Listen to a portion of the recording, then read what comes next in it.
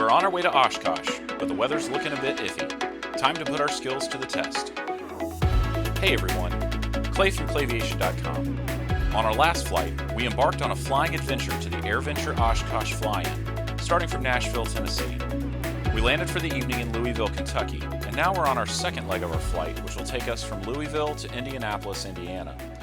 The weather is not looking awesome, but after a thorough weather briefing and looking carefully along our route, we've determined that the weather is within our personal minimums, so we're taking to the skies. Weather is one of the most unpredictable elements that we as pilots are faced with in aviation. While our forecasting, weather tools, and on-demand weather services have improved vastly over the years, it's all still just a very educated guess on very complicated weather systems. After you earn your private pilot certificate, a common next step is to earn an instrument rating. A VFR, or Visual Flight Rules, pilot must stay in visual meteorological conditions, maintaining a certain visibility and clearance from clouds.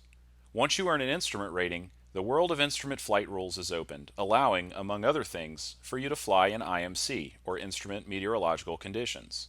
In super layman's terms, that means flying through the clouds. Today we're going to set up a scenario that explores flying VFR into IMC. It is by far the biggest cause of weather accidents, with over 80% of them being fatal. Today, we'll dabble in a bit of bad weather instrument flying, which to me is where the rubber meets the road on the simulator. Practicing in the world of instrument flying is a great use for the sim. Today we find ourselves in trouble when the forecast weather doesn't turn out as favorably as we hoped.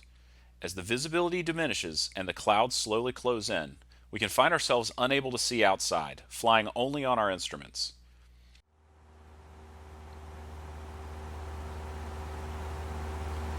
So as we're climbing up to altitude here, I have our autopilot set up to do a lot of the work for us here. We've got 5,500 feet, our cruising altitude, set in the window of our autopilot. Vertical speed mode is climbing us, which we have set to about 600 feet per minute right now. And by pressing ARM, I've armed our altitude of 5,500, so that's going to capture it once we reach 5,500.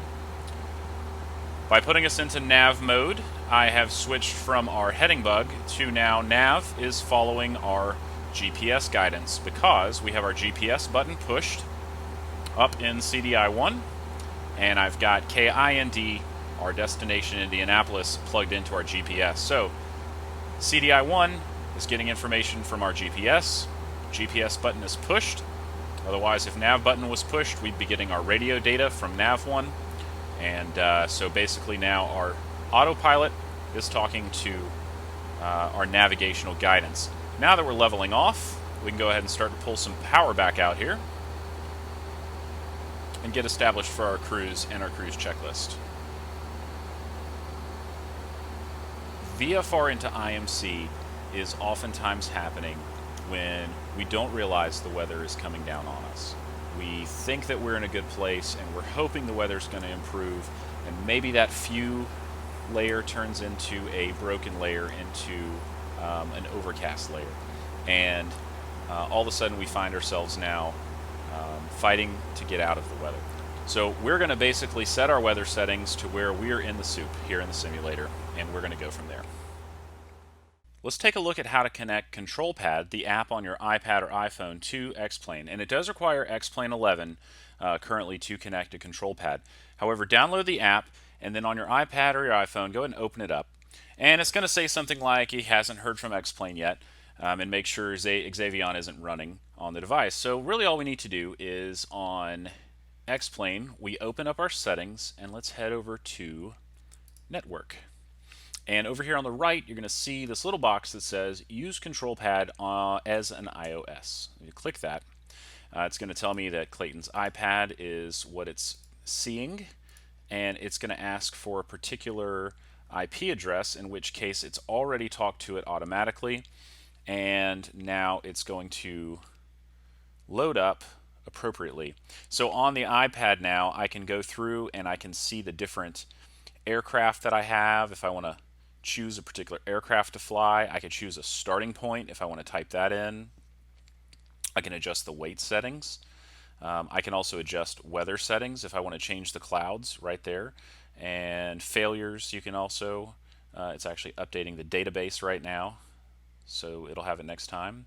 You can see the map, pull up a map and see where you are, situations that you can set up, and I will tell you the AI instructor is pretty nasty. If you were to turn this weather challenge all the way up to 100, you will not maintain flight. It's pretty rough. And then you can head over here and have a few of the actual settings that you adjust in the actual simulator. So that's our control pad. So now we're flying and practicing our instrument scan here.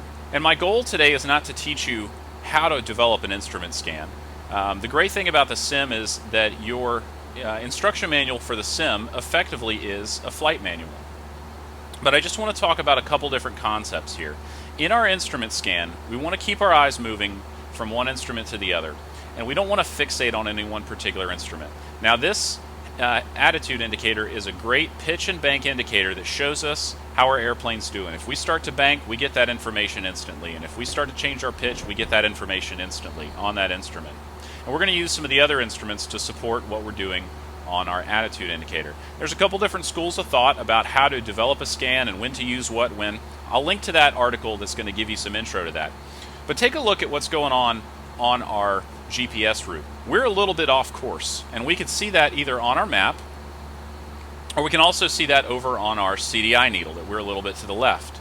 So we need to be making adjustments to get back on course, but as we're doing that, it's easy to fixate on that course and on this needle and on our heading, and what we forget is, oh, look what kind of climb I'm in, and then we end up blowing through our altitude, even though we're trying to correct it back to 5,500. So it's easy not only to fixate on one instrument, but it's also easy to omit another instrument. For instance, the airspeed indicator. Maybe we're not paying attention to that, and as we're in a descent, maybe trying to get to a new altitude, we end up gaining too much airspeed and getting up into the yellow arc, and we don't want to be there. So this route and this place is a great time for us to practice our instrument scan. We're just going to fly along for a little bit and practice staying on course and getting on course and intercepting that, all in the clouds here, which is a great place to practice our instrument flying, is here on the simulator. Once we get closer to Indianapolis, we're going to set up an approach, and we're going to let our GPS and our autopilot take us down so that we can get a little bit of an overview of the approach before we try to hand fly it. Now, if we found ourselves in this situation and we're on a VFR flight plan and we find ourselves in the clouds, one of the first things that we could do is to simply make a 180-degree standard rate turn to basically go back the way we came. And by doing that, we're hopefully going to go right back to clearer weather where we just came from. And that's not always the case that there's clear weather behind, but that's a great place to start. Now, in these sorts of conditions, it's really easy to be so focused on just basic airplane control that then if we switch our attention over to navigation, that we start to lose basic airplane control, and it's really hard to maintain all this. That is what a proficient instrument pilot does, and that's what we're practicing. So in our scenario here, we're visual pilots, we're flying along trying to get to Indianapolis, and we found ourselves in the clouds, and I hope this never happens to any of us in real life, but that's what we're playing with today. One of the best things that we can do right now in the airplane to help us out with not getting task saturated is simply pushing our autopilot key. Take a look at that. That has instantly taken the load off from having to make fine corrections and adjustments to what we're doing. Now what we can do is go ahead and get where we want to be with the autopilot. So let's go ahead and zoom in a little more so you can see this. It's captured a 300 foot per minute descent. Let's actually put a climb in. Add a little bit of power. 5,500 is already set as our cruising altitude. So in this case, we're going to press the arm key. And now we have a 400 foot per minute climb, because we don't really have but a couple hundred feet to go. And our altitude is armed to capture at 5,500 feet. Now roll is currently just holding our wings wherever our turn coordinator was, which is generally level. But we can actually have that follow our GPS course if we want to, simply by pressing the nav key. And as long as GPS is selected, then the GPS data is being fed to CDI1, and CDI1 is what the autopilot's talking to. So in this case, by using a little bit of technology as our co-pilot, we have now been able to take the load off, and we no longer have to focus quite so hard on basic control of the airplane. Now we can pull up our map, determine where we are, where we want to be, and focus on a little bit of navigation for a moment. Now there's a lot that goes into properly flying an instrument approach, and learning approaches is a significant chunk of the instrument rating. Today we're going to look at an RNAV, or a GPS approach into Indianapolis. I'm not covering every little detail, and remember, this is not flight training. I'm not trying to teach you how to fly this approach. What I'm trying to demonstrate to you is in the sim how you can set up and follow a GPS approach using your GPS and the autopilot. And that's going to let you explore this world a little bit more. The idea is to show you the setup and the route in. There's lots of other details required to fly this in the real world. Like I said, this is an entire rating. But if you do this a few times, it might help you get the hang of the approach basics without also having to focus hard on maintaining basic control of the airplane, since the autopilot will be flying. So if you do this a few times, and maybe let the autopilot fly this approach in, then you can go back and turn your autopilot off and try to hand fly it in, try to work on it that way. If you need to get an approach chart, you can go get one over at skyvector.com. They have them available there. And we're going to be looking at the approach into KIND, Indianapolis, and this is the RNAV Y as in Yankee 32 for runway 32. So let's get a setup. If we open our GPS here, we have to make sure that our destination is entered. So in this case, we have KIND already plugged in because that's where we're flying. If we click this procedure key, we have select approach already active. That's the way it comes up. We can hit enter. And then at this point, we can small knob down to the approach we want. In this case, we're looking for that RNAV 32. RNAV 32Y, Yankee, is what we're going to do. So click enter. And then it's asking what our transition is. Are we going to take vectors in? Are we going to start off at DC? Or are we going to start off at Osmo? Those are two initial approach fixes. We're going to start off at DC. Let's click enter. And let's go ahead and it's going to ask us load or activate. Let's go ahead and activate this approach and just fly straight there. So in this case, since our autopilot is tuned to our nav mode, it is now taking us directly to DC and then Osmo and then Butler. And if we take a look at the chart, we can see a little bit more about what this is going to look like as we get closer. So looking at the chart, we're going to use the waypoint DC as our initial approach fix. If we look at the plan view, or the top down, we can see the basic map of the arrival pattern. If we look at the profile view of the approach, which is a side view, we can see that we need to be 4,500 feet once we cross DC and head towards Osmo. After crossing Osmo, we can descend to 2,400 feet before crossing Butler. Our GPS can intercept and follow a glide path down to the runway, which we'll do after crossing Butler. Then looking at our minimum section, we can descend to as low as 993 feet before having to have the runway in sight. As we get a little closer, we're going to set our weather to be a good breakout layer so that we can, we'll probably set it around, let's say 1,100 feet. And then we're also going to have to turn our autopilot over to approach mode, and that's going to hold a tighter course as we get in, and it's also going to allow the autopilot to pick up our glide slope down to the runway. So looking at our GPS, we can see that we are about 5 miles away from our initial approach fix of DC. If we want to head over to our map view and see what that looks like, we're heading right towards DC, and then we're going to be making a turn over to the left. We can go ahead and set our weather down to 1,100 feet, which will put the clouds at just a few hundred feet above the runway. As we descend down, we can see the runway and break out nicely. So we can just change that in our ControlPad app. We can then go over here and verify that that weather is as we like it if you want. You can press Customize, and in this case, if you click on our Stratus layer, you can see it starts at 10,037 MSL, which is right around 1,100 feet. And then that goes on up to about 40,000 in this case. So get that configured how you like. One of the other things we can do is go ahead and on our GPS, on our autopilot here, we can go from nav mode to approach mode. Our glide slope is now armed, so as soon as our glide slope gets picked up, the airplane is going to start flying that down, and we are now holding a little bit tighter navigation as we fly. At this point, we can just watch the autopilot more or less fly this for us.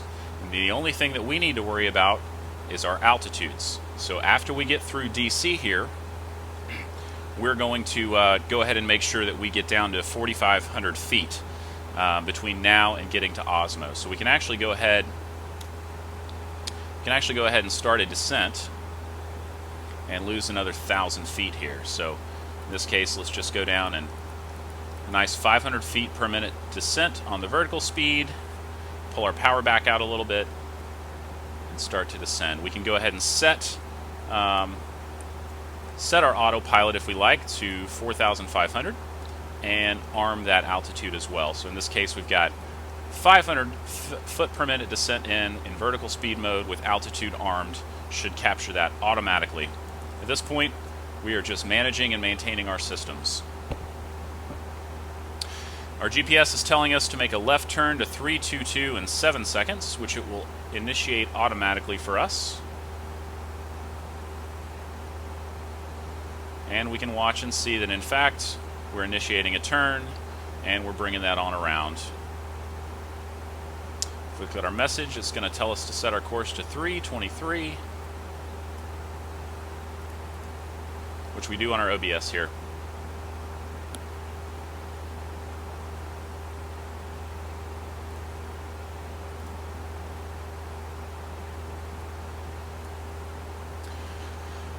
And now we're seeing that DC to Osmo is going to take us about 9 minutes of flying. We're still descending on down to 4,500 feet, which we cannot descend below.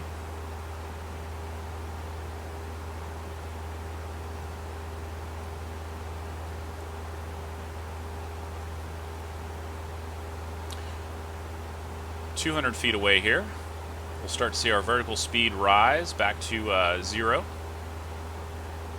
and we'll adjust our power accordingly.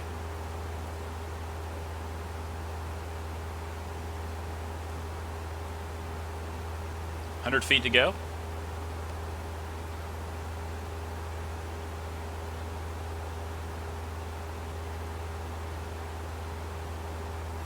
And vertical speed is heading back to 0.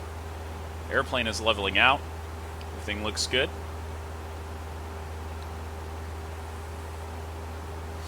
I'll go and get a descent check in here.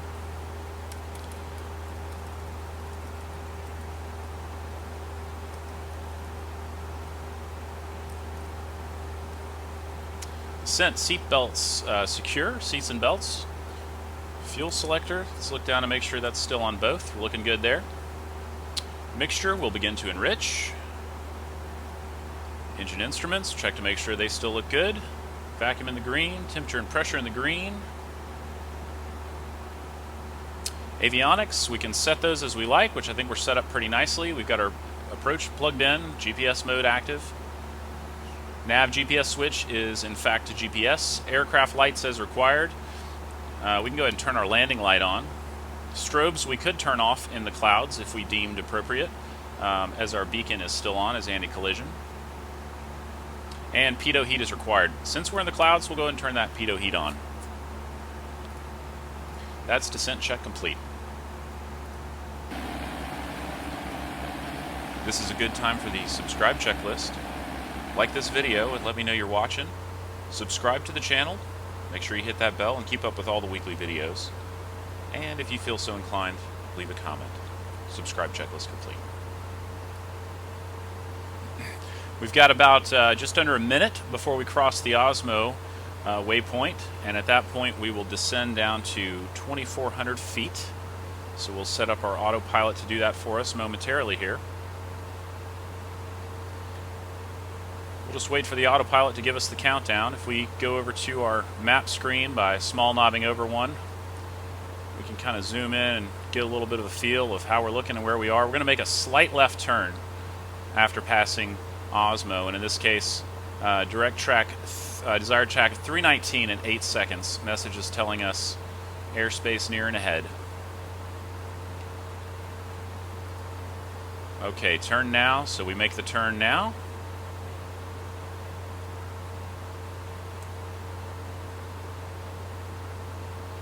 And if you can see, our glide slope just became alive over here on our CDI-1. Our glide slope is still armed, so it's going to pick that up. Let's go ahead and initiate. Let's pull our power out and initiate a descent. About a 500 foot per minute descent down to 2,300 on our autopilot. Sorry, 2,400. Let's not get that wrong. On our autopilot. So go ahead and pull that power back. And if we look the way we got it set up, 2,400 is set up. Let's go ahead and arm our altitude. And if we look at our vertical speed by pressing up or down, we've got a 500 foot per minute descent. Pull this on down so we don't pick up too much airspeed.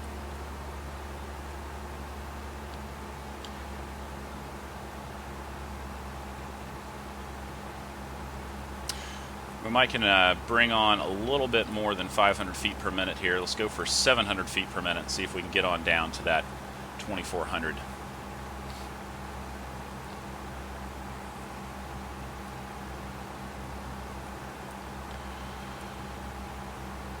We're still cruising, got a nice cruise descent going in here. Both glide slope and altitude are armed to capture. You can see that our glide slope is this horizontal bar just up here. We got a message, inside airspace.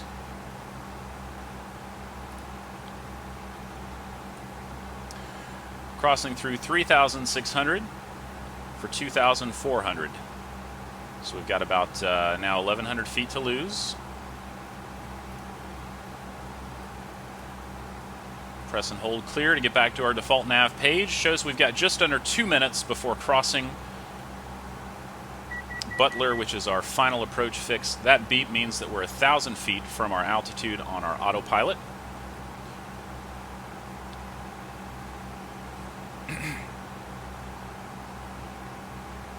And everything's looking good. Again, this is demonstration purposes only. This is not me trying to show you how to fly an instrument approach in the real world. My goal here is to get you in the airplane in the simulator, digging deeper into the world of instruments, and practicing and learning these approaches so they make a little bit more sense to you. Have a little fun with it. I really feel like setting this up with the autopilot and the GPS to fly it first gives you a general overview of how to fly it. If we were trying to hand fly this thing right now and learning this approach, we'd be all over the place, and I can promise you we wouldn't be on course. So this gives you a great way to see this in action. Now the next time we go back and fly this very same approach, we might be able to turn the autopilot off and try to hand fly it. In this case, we're less than a minute away, and we are about 2,600 for 2,400.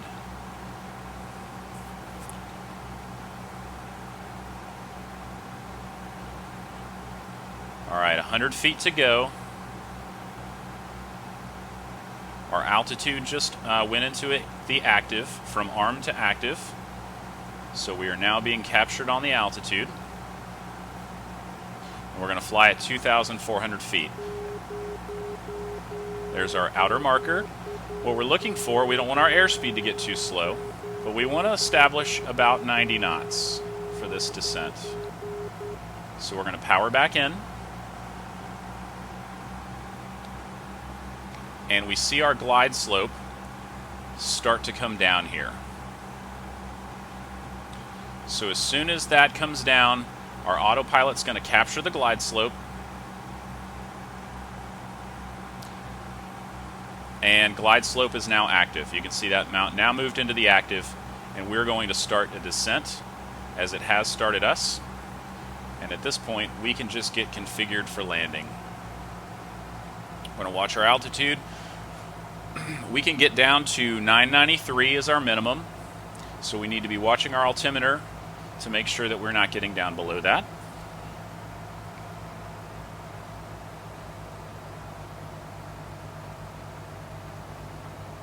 We're going to power out a little bit to slow us down, get us flying about 90.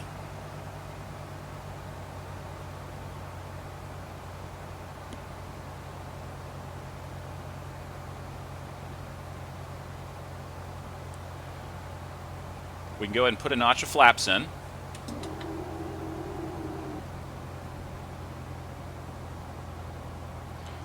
And adjust the power accordingly because the airplane is reacting to that.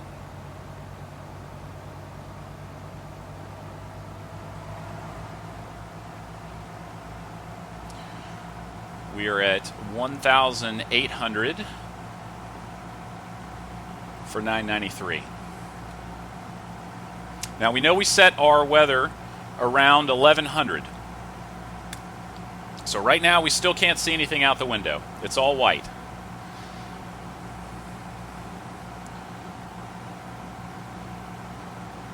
But we're starting to see some movement outside, so maybe it's starting to break up for us a little bit.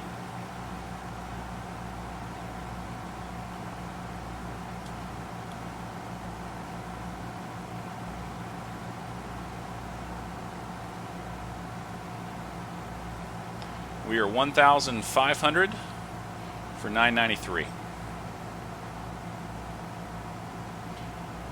Everything's looking good. We're flying about 90 right now. Get a GUMPS check-in. Gas is on both. Undercarriage down and locked. Mixture full rich. Props are forward. Seatbelts and switches are as we like them. GUMPS check complete. We're 1,300 for 993. We're looking for a runway ahead. 1,200 for 993.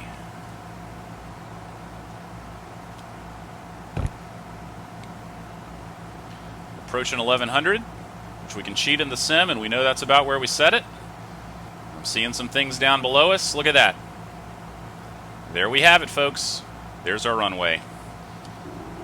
I hope this has inspired you to dig a little deeper into instrument flying and try some approaches yourself on the sim. Next week, we look at a principle that what goes up must come down as we explore landings in the simulator. Until then, enjoy your time here in Indianapolis and enjoy your flying.